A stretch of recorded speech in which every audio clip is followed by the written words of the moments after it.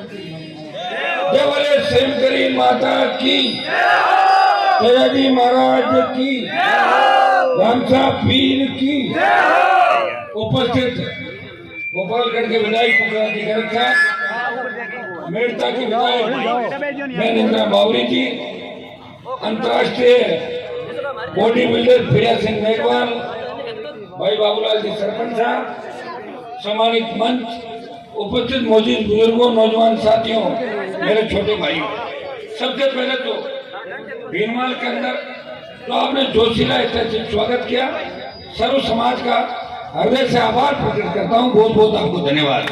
और मैं आपको विश्वास करता हूँ जिस सत्ता संकल्प के साथ मैं राजस्थान के अंदर निकला हूँ, उसकी शुरुआत सालासर बालाजी के का आशीर्वाद लेके सालासर बालाजी की धरती से की। और 2 तारीख से मैं जोधपुर और बाड़मेर जालोर के अंदर आपके यहाँ पे हूँ। 2, 3, 4, 5, 6 5वां दिन है आज यहाँ पे। और सांचो रानीवाड़ा भीनमाल के अंदर जो आपने आशीर्वाद मुझे दिया, जो सत्ता संकल्प यात्रा का समर्थन किया, मैं विश्वास दिलाता हूँ हनुमान बेनीवाल आपके लिए हर वक्त आगे की पंक्ति में खड़ा मिलेगा, पीठ दिखा के नहीं भागेगा। यहाँ के किसान और सर्व समाज को साथ लेके और नए राजस्थान के निर्माण की बात करेगा।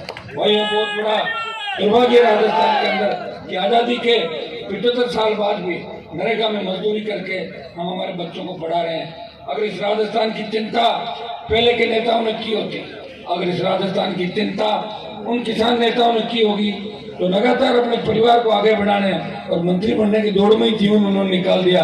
न तो खुद मुख्यमंत्री बने, न बनने दिया, न इस इलाके का विकास किया।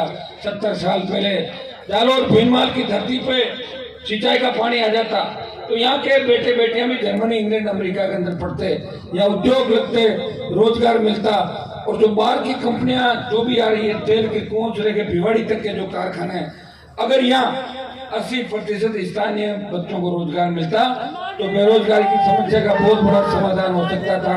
लेकिन दुर्भाग्य से जिसको भी जिताते हो, जो भी आगे बढ़ता है, वो अपने परिवार की चिंता करता है, वो अपने भतीजे बेटे भांजे तक सीमित हो जाता है। उन्हें तो समाज की बात करता है, न किसान की करता है, न शोषित पीड़ित दलित की बात करता है। धीरे धीरे राजस्थान रसातल के अंदर चला गया।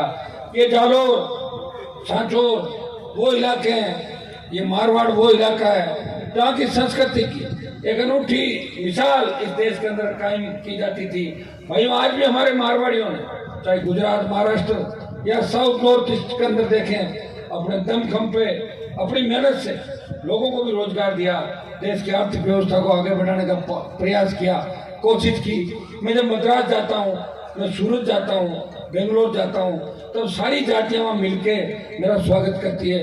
लेकिन जैसे मैं राजस्थान वापस आता हूँ, कितना जातीय जेल राजस्थान के अंदर, आप बताओ। दूसरे लोग लड़ नहीं रहे, तो लड़ता है उसके साथ नहीं, बैठे बैठे कह देते हैं तो जातिवाद करते हैं। मैं जातिवाद नहीं करता, मैं तो जातिवाद को खत्म करने के लिए आया हूँ राजस्थान के अंदर। ये मेरे कहने के बाद ही हुआ, ये मेरे कहने के बाद ही हुआ कि हर समाज अपना हक और अधिकार मांगने लग गया। मांगने लगा नहीं लगा, बताओ मुझे कौन से समाज की मीटिंग नहीं हुई राजस्थान में। हर समाज मीटिंग करके कह रहा है कि हमें राजनीतिक रूप से हमें टिकटें चाहिए, हमें राजनीति के अंदर अपना स्थान चाहिए, हम उसी पार्टी को वोट देंगे जो हमें टिकट दे। कह रहे नहीं कह रहे? तो मैंने जगह दिया, आप सबको जगह दिया।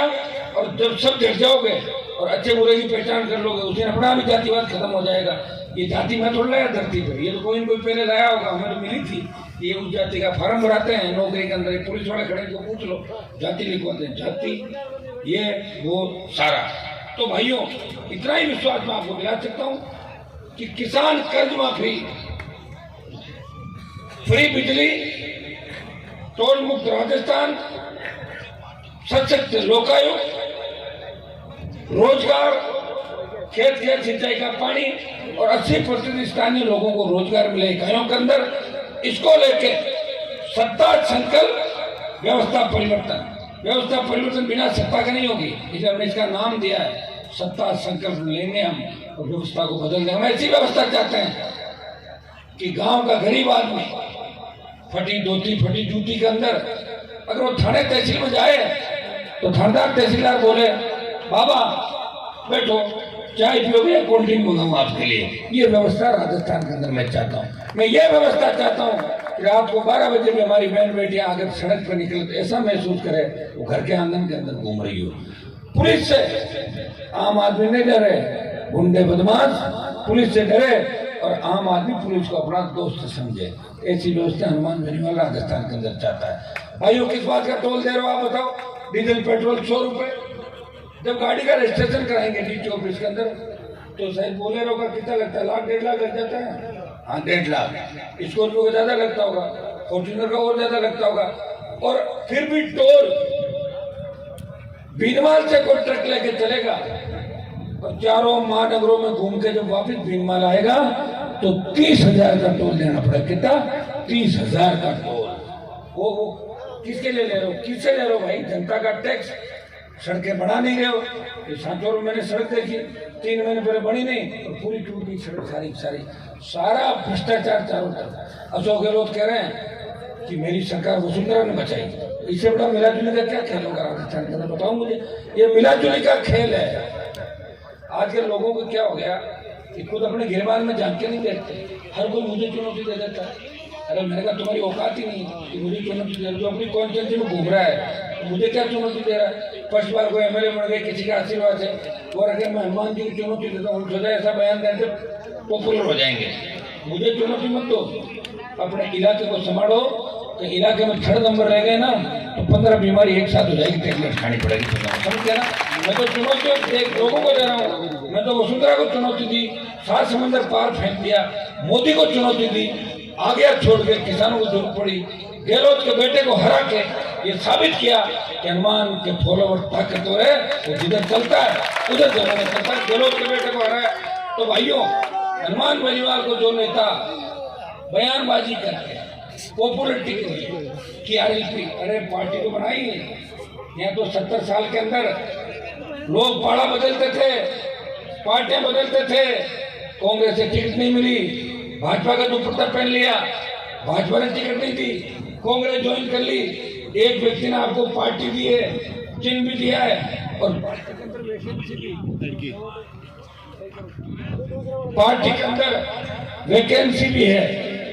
अगर कांग्रेस बीजेपी किसी अच्छे नेता को टिकट नहीं देती है तो मैं थोड़ी बहुत जगह रखूंगा उनके लिए। आप चिंता मत करो। सारे नहीं लूंगा, मैं भर्ती नहीं करूंगा, लेकिन कुछ जगह रखूंगा कि मजबूत लोगों को इस वजह से नहीं रोका जाए कि काश कोई तीसरी पार्टी होती तो मैं लड़ लेता। क्योंकि मैं निर्दलीय लड़ा था 2003 के अंदर, थोड़े से वोटों से हार गया था। कांग्रेस को 3rd नंबर धकेला था भाइयों, 2003 की बात बता रहा हूँ। और वसुंधरा से मेरी लड़ाई इतनी हुई कि जो वसुंधरा जब निकलती थी, मैंने उसकी यात्रा देखी थी 3 के अंदर, किस तरह लोग भागते थे उसके पीछे। और ये वही वसुंधरा है जो फोन करके सरपंचों को कहती है कि प्लीज कोई प्रोग्राम हो तो मुझे भी 1.25 महीने बुला लो। ये मैंने क्यों इसकी स्थिति वसुंधरा की। ये वसुंधरा का जो क्रेज खत्म हुआ, सेल्फी लेने के लिए लोग दौड़ते थे, कहाँ गई वसुंधरा पता ही नहीं चला। क्योंकि बीजेपी के नेताओं ने खत्म नहीं किया उसका क्रेज। हनुमान के संघर्ष का परिणाम है। लड़ाई लड़ी देश की सबसे बड़ी पंचायत के अंदर। जब मैं गया मुझे पता था 2-3 दिन तो मैंने ये देखा कि यार यहाँ तो सारे ही देश के बड़े नेता आ गए, पता नहीं मुझे कोई जानेगा कि नहीं जानेगा। लेकिन जब मैंने लड़ाई की शुरुआत की, लड़ाई लड़ी, किसान आंदोलन में सत्ता छोड़ के 70 दिन सड़क पर बैठा और अग्निपथ के मामले में सेना के सम्मान में मामला उठाया और 2 लाख जवानों की जोधपुर में रैली करी। हर वो मामला उठाया देश का, जवान का, किसान का, शेड्यूल कास्ट का, OBC का, शेड्यूल ट्राइब का, अल्पसंख्यक का, दलित का। ऐसा कोई मुद्दा नहीं जिसमें हनुमान बेनीवाल ने पेश नहीं की। और वही देश उसे जानने लग गया। देश में चर्चा चली, दिल्ली में चर्चा चली।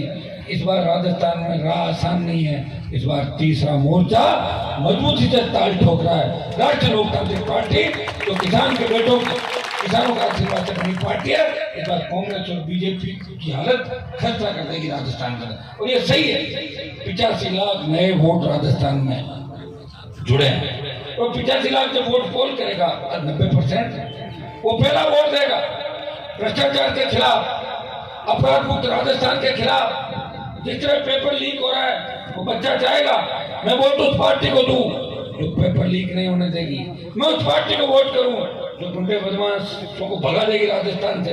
मैं उस पार्टी को वोट करूं जो बजरी, सैंड स्टोन, लाइम स्टोन जब हमारे खेत से निकालते हैं और जाते हैं ट्रक में 5 लाख का ट्रैक्टर में 1.5 लाख का 2 लाख 40,000 का जुर्माना कर देते हैं, मुकदमा भी कर लेते हैं। बिजली के थाने वाले आते हैं, विजिलेंस की सीट भी भर देते हैं और किसान को मुकदमा भी कर देते हैं। मैं उस पार्टी को वोट करूंगा जो इन सब से मुक्ति दिलाएगी। मैं उस पार्टी को वोट करूंगा तो भय मुक्त भ्रष्टाचार मुक्त राजस्थान देगी। तब उसे एक ही चिन्ह दिखेगा, बोतल स्वच्छ पारदर्शी प्रशासन कौन देगा? पानी की बोतल देगी। इस पानी की बोतल के अंदर भूत भूतनी को बंद करके और मैं ले जाकर बाहर फेंक दूंगा राजस्थान में। ये मैं आपको विश्वास दिलाता हूँ। भाइयों, मुझे मजबूती दें और मुझे पूरा भरोसा है कि जालोर देखे जब देश के अंदर आजादी का बिगुल बजा था तो एक जाति ने लड़ाई नहीं लड़ी थी, तब जाति नहीं देखी थी। अंग्रेजों को भगाना है, तब देश आजाद हुआ। बहुत से लोगों ने शहादत दी, उठो। अगर राजस्थान को बदलना चाहते हो, बार बार आके कहते हो भाई साहब टोल लग रहा है, पेपर आउट हो रहा है, फला हो रहा है, ये हो रहा है, तो वोट डालो ना, सब ठीक हो जाएगा। वोट तो तुम्हारे हाथ में है। ये बाबा साहब ने अधिकार दिया तुम लोगों की, वोट हर आदमी डालेगा। तो 18 साल का है वो वोट करेगा। वोट डाल दो एक बार। वोट डालते ही तो आ रहे हो। 70 साल कांग्रेस बीजेपी को वोट दिया ना राजस्थान के अंदर, क्या मिल गया राजस्थान को? बेकारी, बेरोजगारी, अपराध, ये जो रेप की घटनाएं हो रही, दंडियां हो रही है, बजरी नहीं, रेत नहीं ला पा रहे हो। बताओ, वोट करो और वोट की ताकत से अपनी सरकार बना लो। सरकार बनते ही सारा काम अपने आप ठीक हो जाएगा। लोकतंत्र के अंदर जिसकी सरकार होती है वही अपने लोगों की रखवाली करता है। या तो बिना सरकार के भी मुझे धन्यवाद दो। एक किसान का बेटा पूरी जवानी समर्पित करके किसान कौम के लिए सड़कों पर लड़ रहा है, वो माफिया से लड़ रहा है, अपराधियों से लड़ रहा है, भ्रष्टाचारियों से लड़ रहा है, दिल्ली से लड़ रहा है, स्टेट से लड़ रहा है। भाइयों, मुझे मजबूती देना।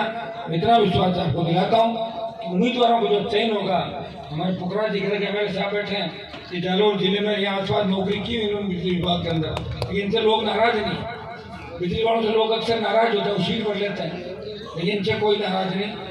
पुकरा जी एक एक सीट पर बैठेंगे, करेंगे। इंद्र मेघवाल का आपको मामला पता है, किस तरह अन्याय हुआ।